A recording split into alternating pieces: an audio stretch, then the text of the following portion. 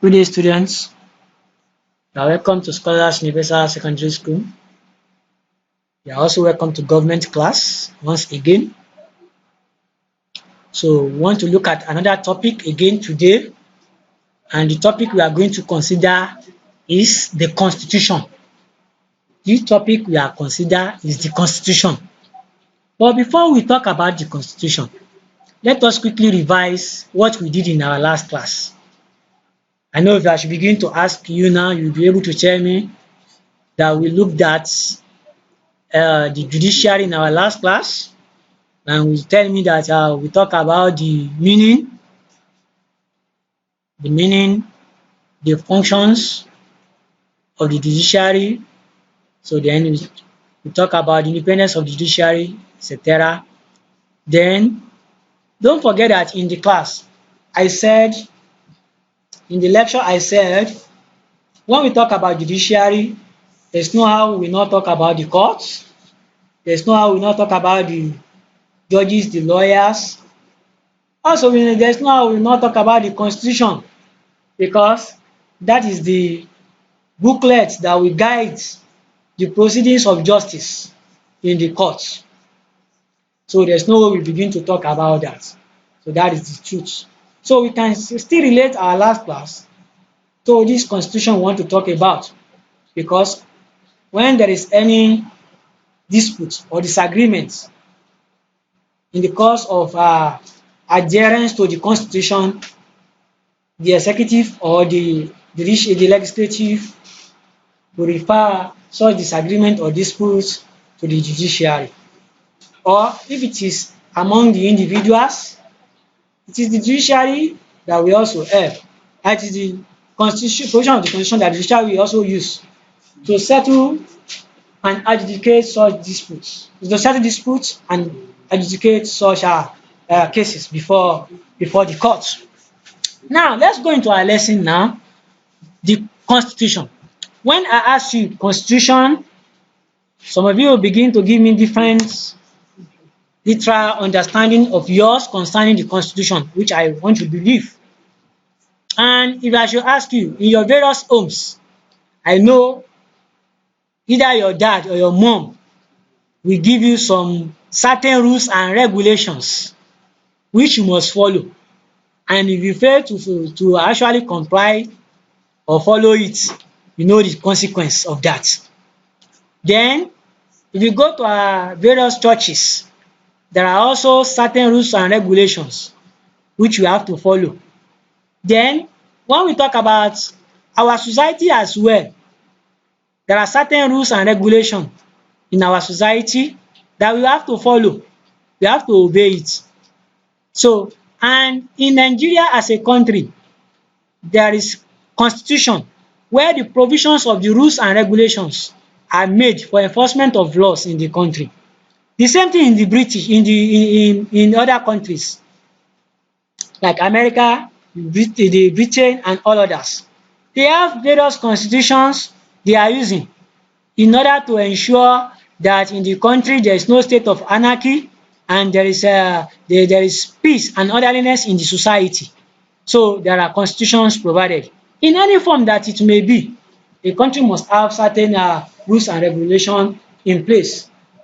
So when we talk about constitution, it has to do with certain rules, regulations, norms, principles that every individual must abide with in order to have a peaceful existence and peaceful living in our society.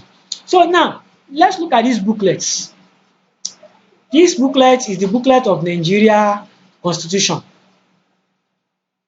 This one is 1999 Constitution, which we are using in Nigeria to date, but with the amendments in 2011.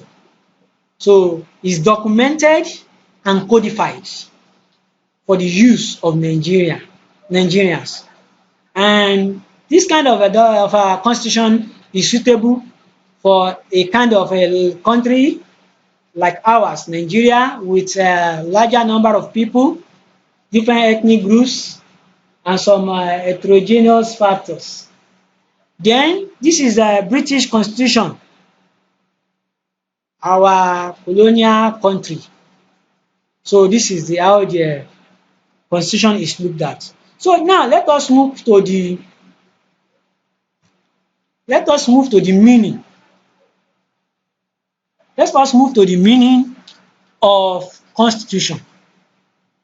Meaning of constitution. Meaning of constitution.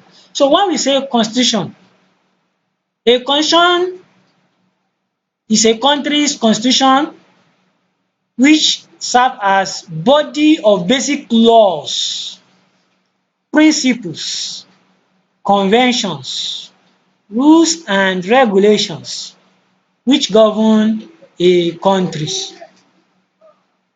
So there are some basic laws, principles, conventions, rules and regulations, as I said earlier, that were given to us in our various homes, society, churches and society, which must obey.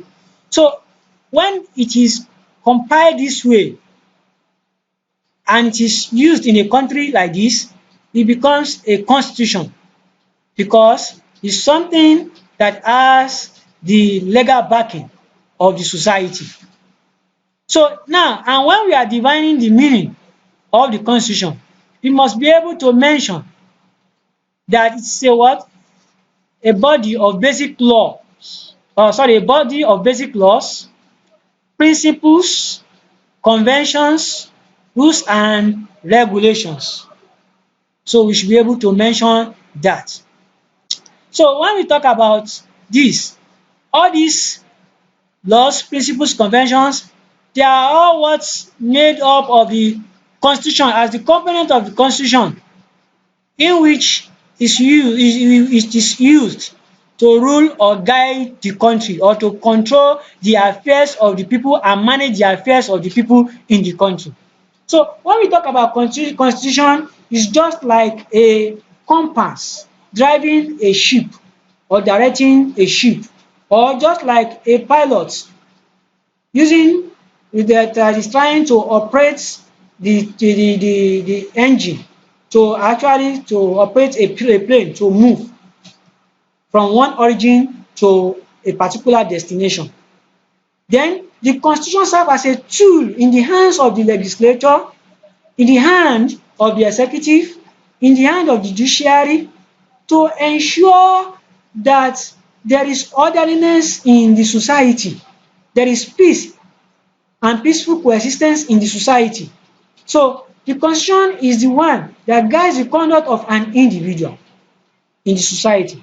And this constitution also contains the duties and the basic responsibilities as well as fundamental human rights of individuals and the leaders in the country.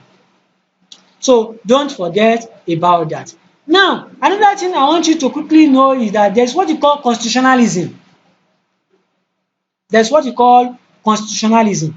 Now, when we say constitutionalism, it means that everybody, both the rule and the rulers, that means the leaders and the followers, must follow the provisions of the constitution and must be strictly adhere to the provisions of that constitution. When the leaders, political leaders, the rulers and the followers, individuals, follow the provisions of the constitution, strictly adhere to the provisions of the constitution, that is, we are experiencing what we call constitutionalism. So don't forget, there's no way we talk about constitution, we not talk about what? Constitutionalism. So now let's now move further. Now we talk about constitution. Now this is a picture of Nigeria constitution. It's a booklet, as you can see it here. 1999 constitution, before it was amended in 2011 due to some situational the emergent changes that actually occurred. So now let us move to the sources of constitutions. So number one, constitution can be gotten from legislation of a country. So when we say sources of constitution, we are talking about origins, where the provisions of the constitutions are gotten from. These are what we are talking about. So we said one of the sources is legislation.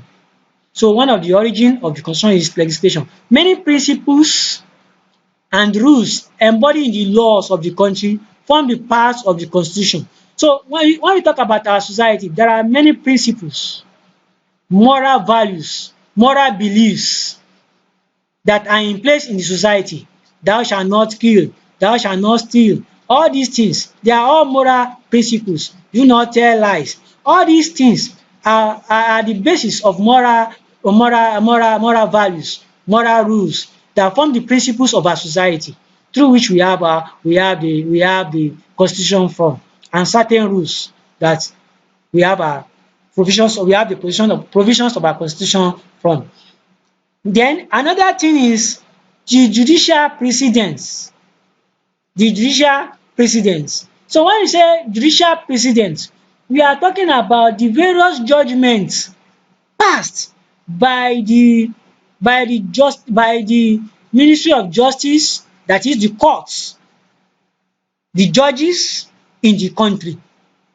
So when we look at different cases that had been judged in the society, now so if that judgment the provision that such judgment has not been form of the what provision of the constitution before, when looked at such judgment and it is favourable to some extent, so it could be used as a source of judgment or as a source of constitution to the provisions in the constitution.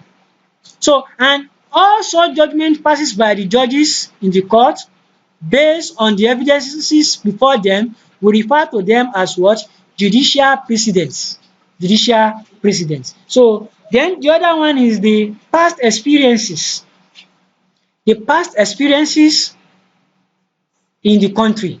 So the past experiences of the leaders, the past experiences at the various region and locality, the past experiences in the course of political administration based on history, based on economy or social religion events. So all this will be the source of constitution. So when we talk about past experiences, it's talking about what had happened in the past and what approaches, what are the processes, procedures or method of getting a conclusion or arriving at a conclusion on such occurrence or event that occur geographically, historically, politically, economically, socially or religious wise. So all these things will be looked at religiously in order to be able to see whether they can be able to form part of the what constitution that is to be designed or to be made. Now don't forget that when we talk about past experiences, any event in the past actually will be the basis on the future that we could be able to know what could be done if such event actually occur again in the future or at present. So there's no how we talk about the provisions in the constitution when we not look at the past experiences to really shape our thinkings in amendment of the constitution or making provisions into the content of the constitution, so that will also help to make future decisions of such occurrence in future. So now when we talk about another source of constitution, there's no how we not talk about past experiences as one of the source of our constitution in the country. So now this is a booklet of law cases, so which can be referred to as an archive of what has happened in the past that has formed the basis for our constitution in Nigeria. Now let us now move further to the continuation of the other source of the constitution. Now when we now talk about, having talked about past experiences, we have to look at the intellectual works. So when we are talking about intellectual works, we are talking about the ideas, the knowledge of making constitution in the country. And this knowledge or ideas of making constitution are sometimes borrowed from other political thinkers or the view of other political philosophers in order to arrive at the contents of the provisions of the constitution in the country. Now, when we talk about intellectual work, we are talking about the skill and knowledge, the knowledge of the other people based on their ideas and total learning experience in the society. Now, this is what we are talking about when it comes to the intellectual ideas. And when we begin to talk about that, we have a number of other political thinkers in our society, political thinkers that their works are used as the what? As reference to the provisions of the constitution in the country today. Now, for instance, we have Evidise as one of them. So this political thinker helped his work, thought, beliefs, his literatures, ideas and knowledge had helped to some extent to be able to assist in making of constitution of the country. So to some extent, Evidise has embarked on various constitution and laws that will help to shape our political administration in every to shape the political administration in every country. So it's one of the good political thinker. Then we have other one which is Karl Marx. Karl Marx is another great political thinker when it comes to the theory of socio-economic ideology. He has also helped in that direction. Then let's go to the fifth one. Before we go to the fifth one, this is Evidise. It's the picture of Evidise. So he has published some piece of work on political activities, constitution and other laws in the country. So now let's talk about customs and conventions, which is another source and the fifth source of constitution in Nigeria. Custom and conventions are also another source and other sources of what? Of constitution in Nigeria. So here when we talk about customs and conventions, the provisions in the constitution are derived from the customs. And when we say customs, we are talking about acceptable ways of doing things in the society. You know, every society or every group has its ways of living, in the acceptable way of living in the society. So if a constitution is to be made, they will look into the acceptable ways of living in that society or doing things in that society.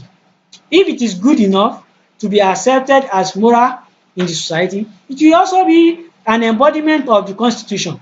Then the convention as well. Constitution is also derived from the convention. When we say convention, we are talking about the right ways things are expected to be done. The right ways things are expected to be done in the society. So when they look at they look at the custom, which is acceptable ways of doing things, and the right ways of doing things in the society, and these are seen as a way of improving the society, it will be a source of constitution in any given country. So we are just through with that of sources of constitution in Nigeria or other places. So let's move on to the features of a constitution. Features of a constitution. So let's start from number 1 here. Which states that the type of government to be adopted in the country, whether presidential or cabinet. It states the type of constitution to be adopted in the country, whether presidential or a cabinet. Now, when we talk about constitution, in its provisions, it must state the kind of government or the form of government that is suitable for that particular country. the structure of government that is suitable for that particular country. Don't forget that we have different forms of government or different types of government. We have unitary system of government, we have federal system of government, we have presidential system of government, parliamentary system of government, we have confederal system of government and all others.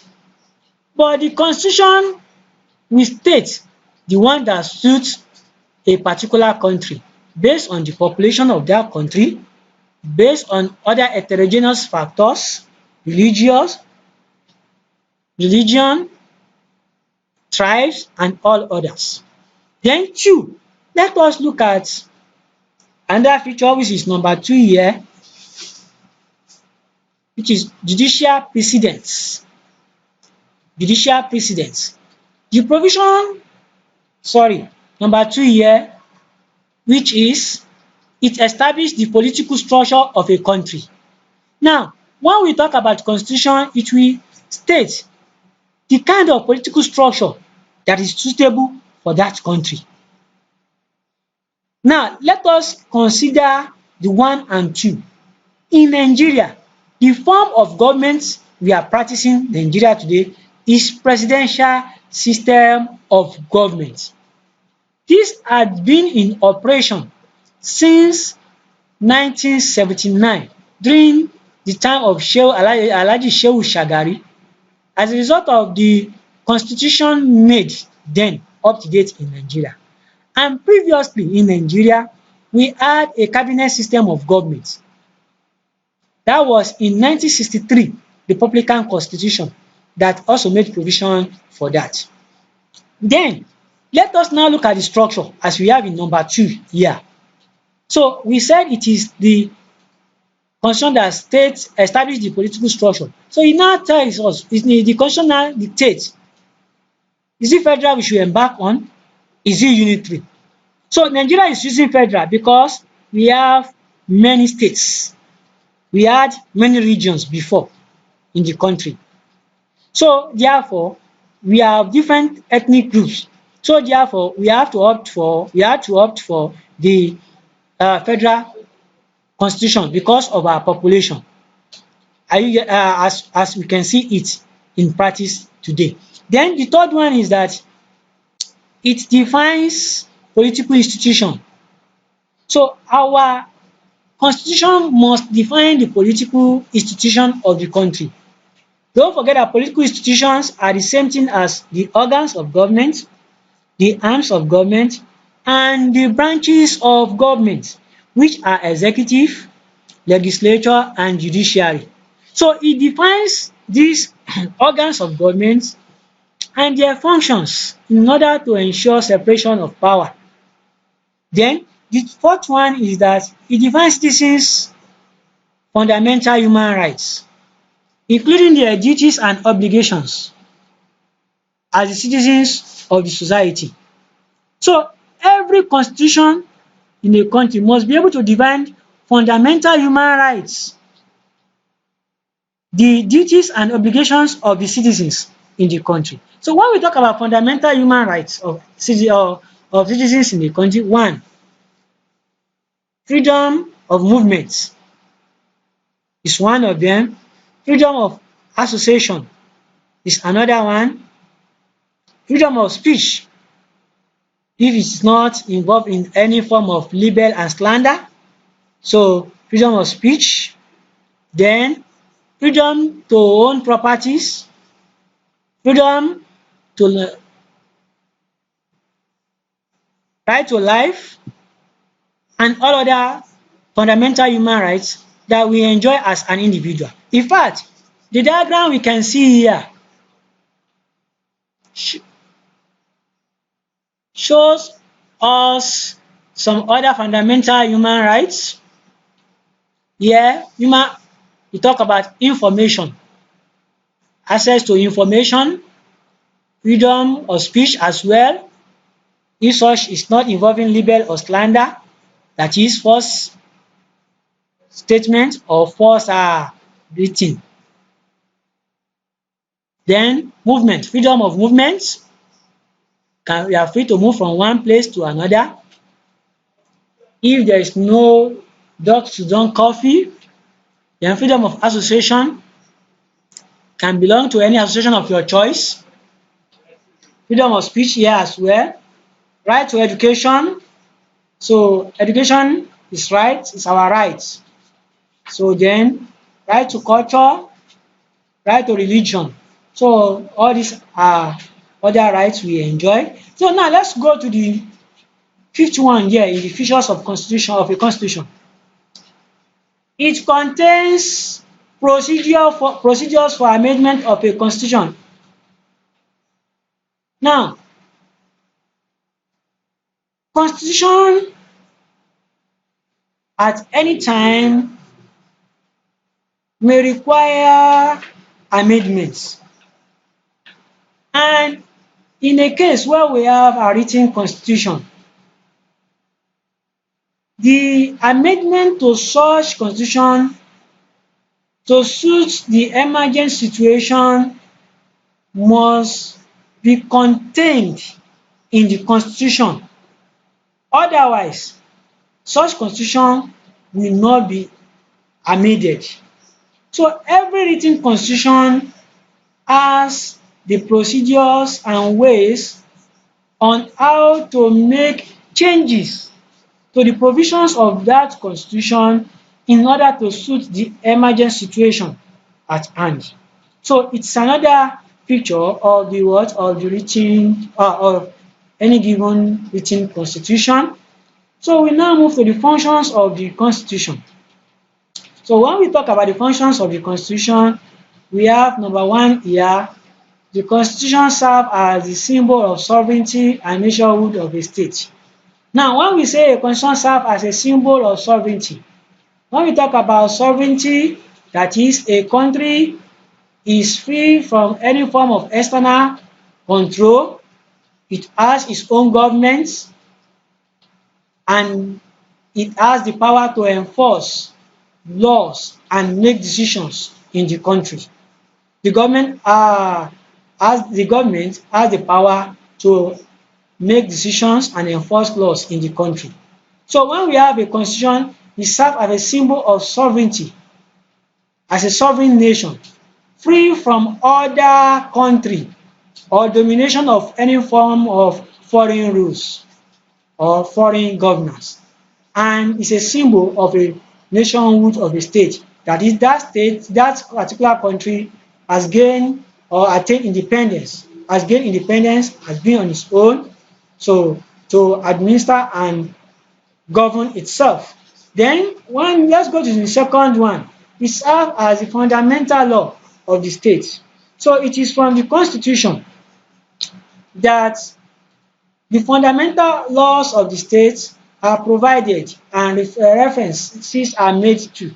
So therefore, it serves as the one in which the activities of the state in relation to the laws are being controlled and references are made to. Then the other one is that it stipulates powers and actions of government. So the constitution states the powers of the legislature arm of government, powers of the executive arm of government, powers of the judiciary arm of government. In fact, it makes a distinction between the executive and legislature in terms of functions and personnel in order to ensure separation of power. Then the other one is that it provides for protection of individuals, groups and states against abuses of their rights. So with the provisions in the constitution, rights of individuals cannot be infringed upon. So, and if anybody violates or infringe upon any of the rights of individuals, that can be referred to the court of law, where the constitution will be used to redress such events. Then the fifth one is that it provides modalities for acquisition of power through electoral law and political parties. Now, when we talk about acquisition of power, for us to have a legitimate government in Nigeria, we must pass through the electoral processes. That is, such political leaders in executive arm of government and the legislative arm of government must be democratically elected, and must be able to fulfill all the electoral requirements, the legal requirements for such electoral processes before such people or leaders could be emerged as legislators, as executives in the society. Even in terms of appointment as well, there are some provisions in the constitutions that must be followed, as well as the political parties. So the constitution made provisions for that. To the extent of those who can become the representative, who can become the candidates in the country, and those who will be the electorate in the country. So the constitution provides for that. Then let us move to the diagram. Is just showing the pronouncement of justice based on the provisions of the constitution. So here we have come to the end of this part of the constitution, because it is divided into various parts because of the complexity of the topic. So we are just through with this part. So don't forget that we had looked at the meaning of the constitution, and don't forget that the salient point there when you ask the meaning of the constitution is the basic laws, principles, conventions, rules and regulations which govern a country. So don't forget that it must be mentioned. Then sources of our constitution, where they are gotten from: legislation, judicial precedents, past experiences, intellectual work, customs and conventions. Then we talk about the features as well and the functions. So then we have our evaluation and assignment. So this is where we are going to call it a day for today. So thank you for enjoying the class, and stay safe at home.